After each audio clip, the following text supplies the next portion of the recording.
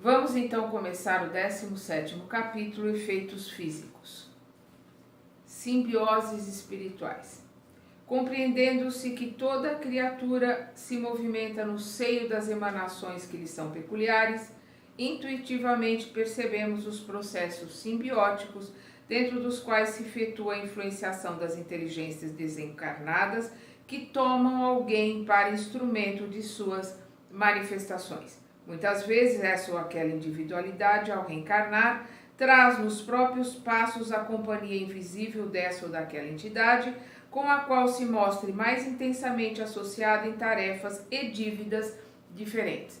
Então, cada um tem a sua história, né? E vem acompanhado daqueles que vão trabalhar junto, daqueles que vão, por dívida, por associação, realizar algum trabalho na mesma faixa de sintonia. Né? Principalmente nos casos de efeitos físicos, onde o médium que realiza efeitos físicos, ele despende dele uma energia muito grande, que é o ectoplasma. Né? Então aí nós vamos ver um trabalho em conjunto do plano físico e do plano espiritual para a realização desse trabalho, lembrando sempre que tanto a mediunidade como os efeitos físicos são, digamos assim, manifestações orgânicas, fisiológicas, tá? Então a gente precisa entender bem, isso não tem nada a ver com moral, não tem nada a ver com elevação espiritual, tem a ver com o tipo de organismo, tem a ver com o tipo de formação que aquele médium realizou no seu corpo físico, para que ele tenha a capacidade de produzir mais ectoplasma do que normalmente as pessoas produzem, para que ele possa doar também com mais facilidade esse ectoplasma para realizar os efeitos físicos. Ele continua aqui. Harmonizadas na mesma onda mental, é possível sentir-lhes a integração, qual se fossem hipnotizador e hipnotizado em processo de ajustamento. Então, aquele desencarnado com aquele encarnado médium, né, de efeitos físicos, ele vai trabalhar ali junto, como se fosse o hipnotizador e o hipnotizado, os dois navegando no mesmo mar, né, sintonizados na mesma frequência, na mesma energia. Nossa mente anda mergulhada, né, num mar de ondas eletromagnéticas.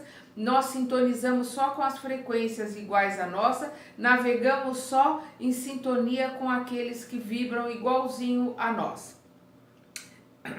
Se a personalidade encarnada acusa possibilidades de larga desarticulação das próprias forças anímicas, encontramos aí a mediunidade de efeitos físicos suscetível de exteriorizar-se em graus diversos. Então, por que anímica? Porque o ectoplasma, essa facilidade que ele coloca aqui, né, de larga desarticulação das próprias forças anímicas, é a capacidade que aquele médium tem de expelir as suas forças anímicas, as forças que fazem parte do corpo físico, né, que é o ectoplasma.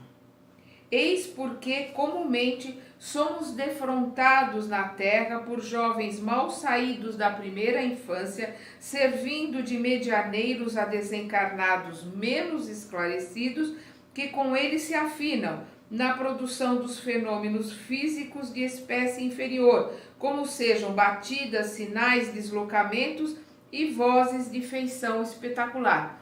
Então ele está explicando aqui por que acontece, às vezes, de crianças, né, que junto delas coisas pegam fogo, houve-se batidas. Vamos lembrar das irmãs Fox, né, que tinham aquelas batidas, aqueles sons, elas se comunicavam ali com aquele espírito que havia sido assassinado na casa. É uma questão de sintonia, e como elas emitiam ectoplasma, aquele espírito que estava ali se utilizava desse ectoplasma para realizar os raps, realizar os barulhos, né, que eram ouvidos ali na casa. Então ali é a conjunção de um espírito desencarnado que sabe manipular esse tipo de energias.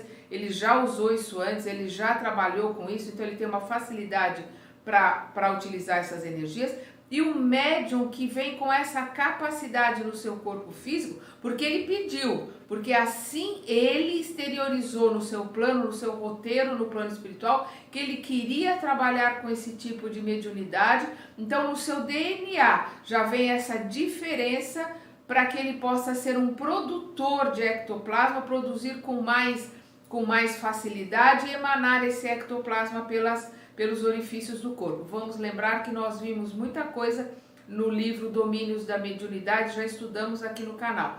Não dá uma olhada lá que nós falamos bastante de ectoplasma. Eis porque, né, que ele coloca aqui, somos defrontados na terra por jovens mal saídos da primeira infância. Porque ele já vem acompanhado dos seus pares, né, e nem sempre são espíritos elevados moralmente, né, estão para se desenvolver, estão ali para também se aprimorar exatamente como aquele espírito que está encarnado.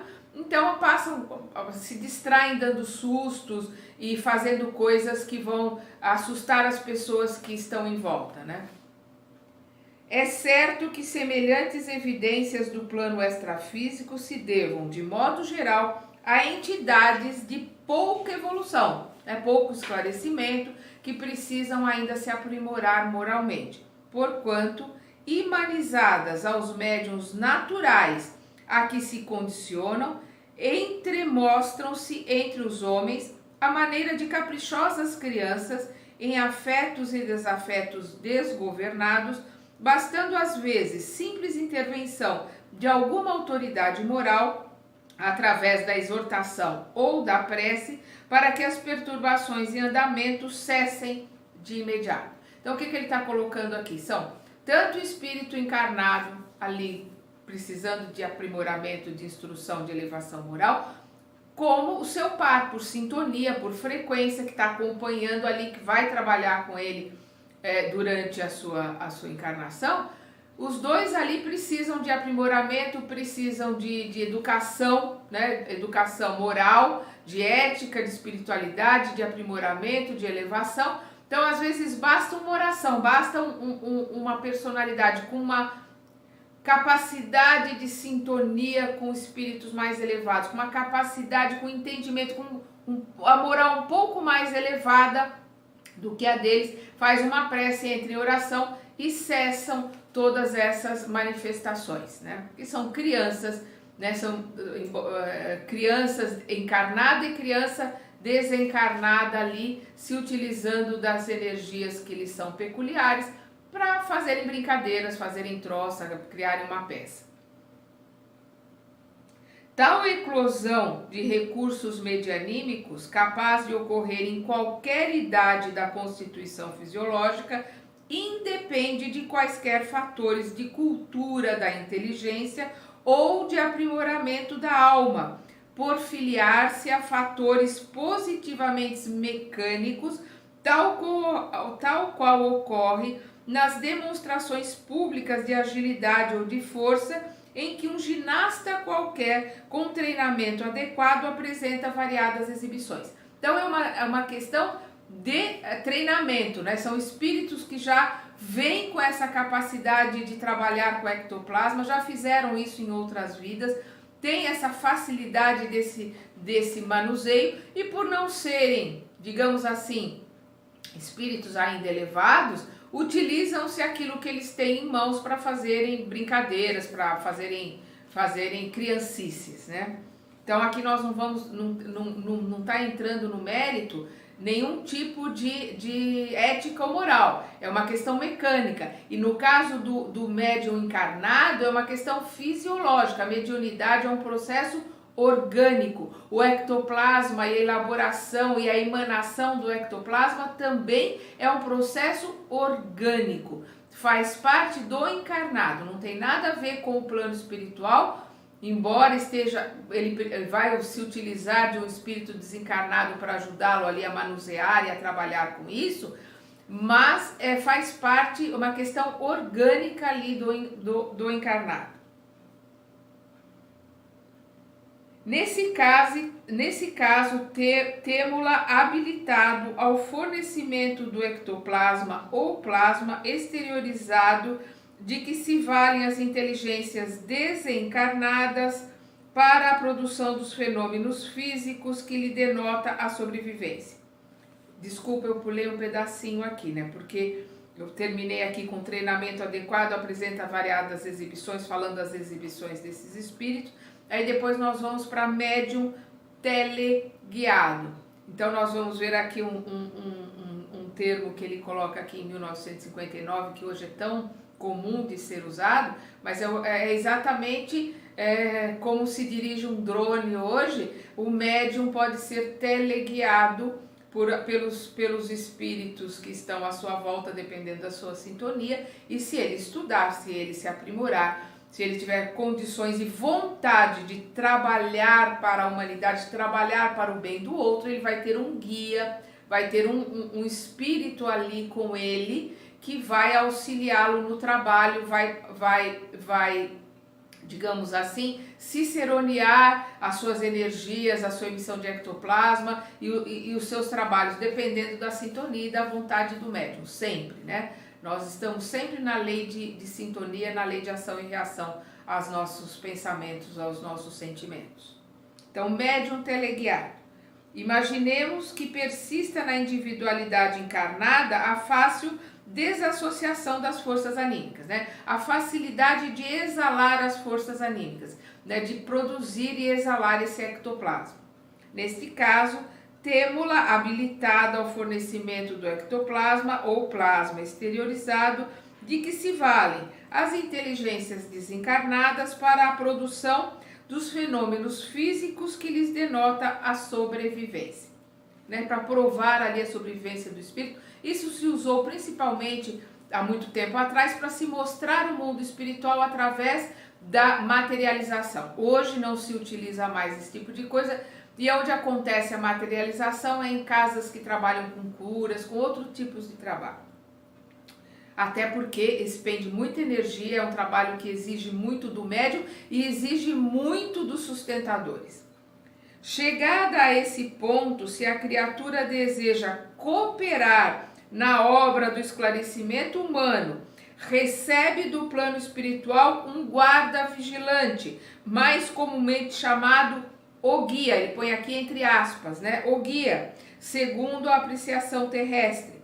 Guarda esse, porém, que diante da esfera extrafísica tem as funções de um zelador ou de um mordomo responsável pelas energias do medianeiro, sempre de posição evolutiva semelhante, sempre na mesma sintonia daquele médium, né? Tá navegando na mesma frequência, na mesma sintonia. Se esse médium se propõe a aprender, se propõe a trabalhar, se propõe a crescer, a adquirir conhecimento, a fazer a sua reforma íntima, a se elevar moralmente, como diz o Kardec, se reconhece um espírita pelo seu esforço para a elevação moral, né, o seu trabalho de mudança, de reforma íntima, então ele vai receber do plano espiritual um guia, né, um zelador, um mordomo que vai estar ali ciceroneando, ajudando ele com as suas energias e com o seu trabalho. Guia este que vai estar na mesma sintonia, na mesma vibração, navegando no mesmo mar que ele, né? Não adianta achar que tem pó de pirilim pim pim que vai descer um anjo sublimado para trabalhar ali, que não vai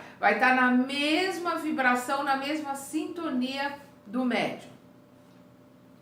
Ambos passam a formar um circuito de forças sob as vistas de instrutores da vida maior, que os mobilizam a serviço da beneficência e da educação, em muitas circunstâncias, com pleno desdobramento do corpo espiritual do médium, que passa a agir à feição de uma inteligência teleguiada. Então, às vezes, para realizar esse tipo de trabalho, esse guia, esse mestre que vai estar ali ajudando, afasta o corpo perispiritual, né? Afasta o perispírito da matéria e vai se utilizar dessa matéria para realizar todos os trabalhos que são necessários, e o médium vai estar ali de uma forma inconsciente. Mas mesmo que ele, quando acorde, não lembre, não existe inconsciência total. No seu perispírito vão estar registrados todos os acontecimentos, tudo aquilo que houve ali. Na sua consciência vai ter esse registro, ele pode não lembrar depois,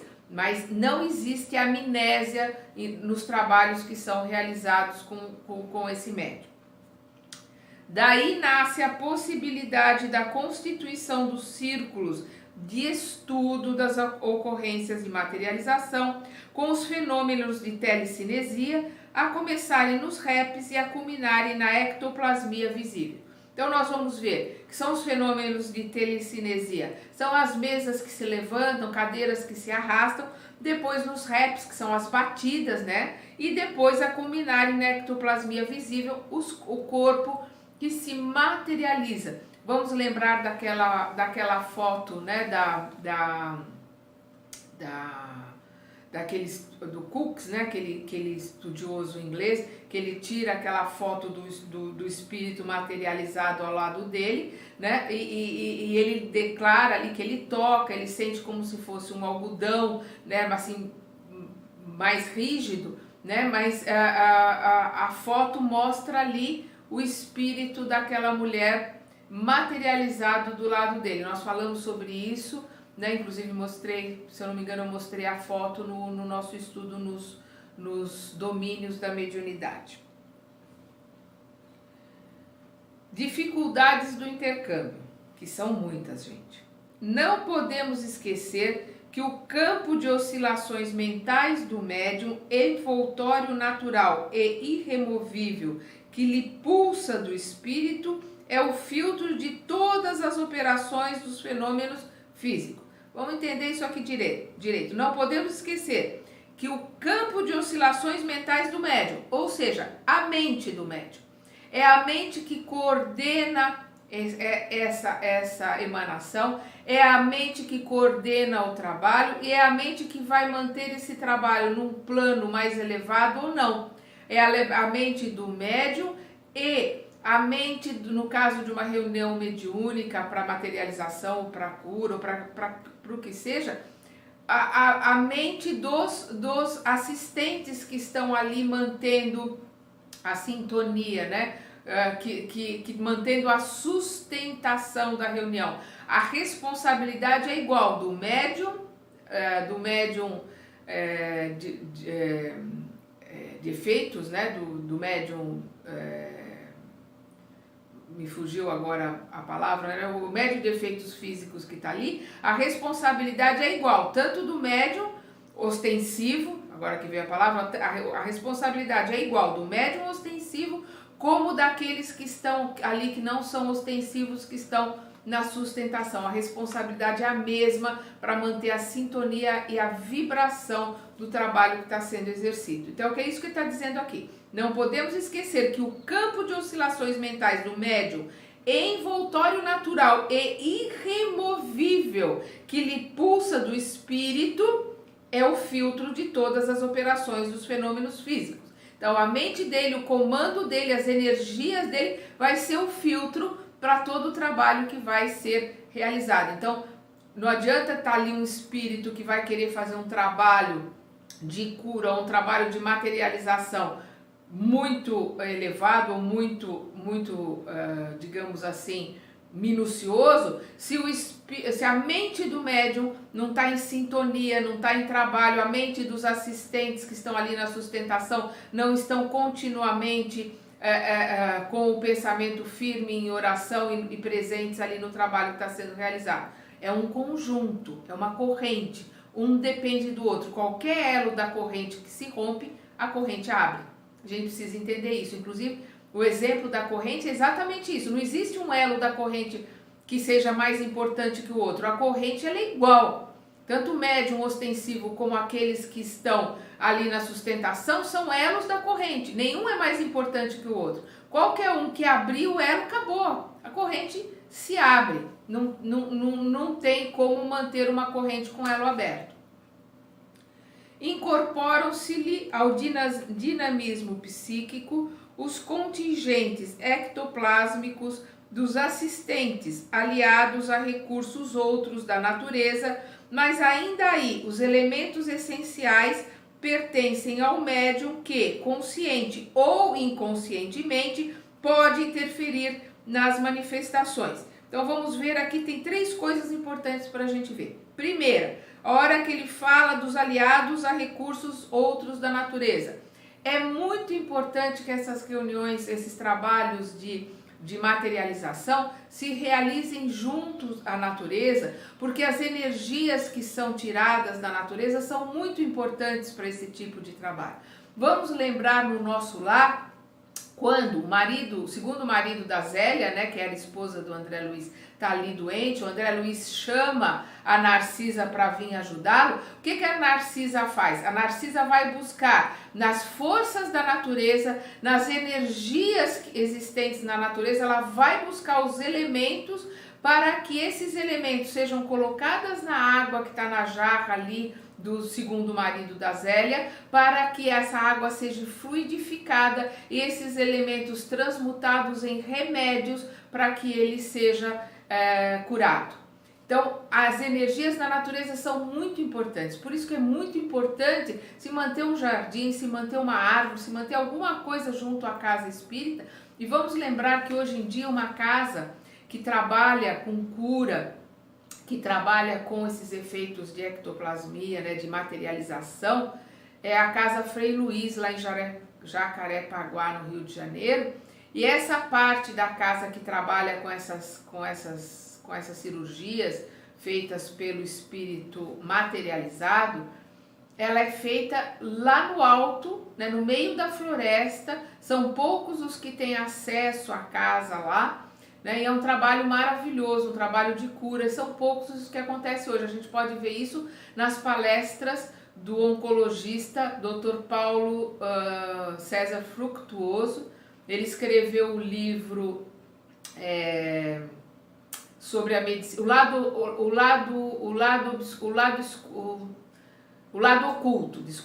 oculto da medicina. Eu mostrei e falei sobre esse livro também nos domínios da mediunidade.